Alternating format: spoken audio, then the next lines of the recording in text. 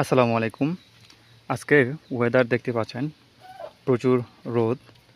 বেশ কয়েকদিন থেকেই বৃষ্টি বন্ধ, বৃষ্টিমুক্ত আবহাওয়া এবং প্রচুর রোদ যাচ্ছে। বিশেষ করে গতকালকেও টেম্পারেচার হাই ছিল এবং আজকে আরেকটু বেশি। তো টেম্পারেচার হাই দেখে আমরা এইখানে এই যে কিছু বীজ ধান শুকানোর জন্য দিয়ে দিয়েছি। এগুলো শুকানোর ধান, আবার আজকে আরেকটু ভালো করে শুকানোর পরে এগুলোকে সুন্দর করে রেখে দেবো, বাইরুদি পলিতে করে রেখে দেবো। এগুলো হচ্ছে আপনার ভিয়েতনামি ব্ল্যাক রাইস। তো চলেন আজকে আপনাদেরকে আমি আমার যে ধান গবেষণার ক্ষেত এটাতে নিয়ে যাই। তো টেম্পারেচার খুবই হাই এখানকার, মানে টবের যে পানি, এই পানি খুবই গরম। বা এত পরিমাণে গরম হয়েছে, আমার মনে হয় না এটা টিকবে।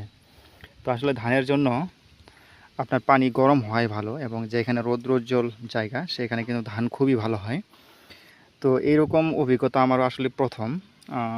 এরকম টবের মধ্যে যেহেতু গরম পানির ভিতরে যে একটা চারা রেখে দিছি, একটু আগে আমি আসছিলাম, এসে আমি হাত দিয়ে প্রত্যেকটা টবেই দেখছি প্রচুর গরম পানি, প্রচুর গরম। এবং এই চারাটা আমি উঠাইও দেখছিলাম যে শিকড় কি নষ্ট হয়ে যাচ্ছে, পচে যাইতেছে কিনা চারা।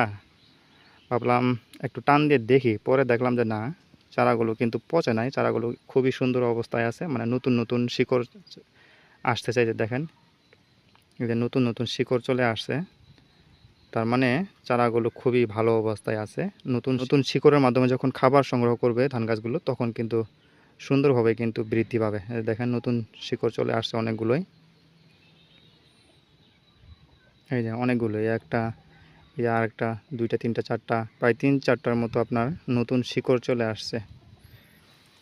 পানিগুলো ফেলে দিলাম যাতে করে খুব দ্রুত শিকড় এবং নতুন শিকড় এবং মাটির সঙ্গে একটা সম্পর্ক তৈরি হয়। প্রয়োজনে আমরা আবার পানি দিব।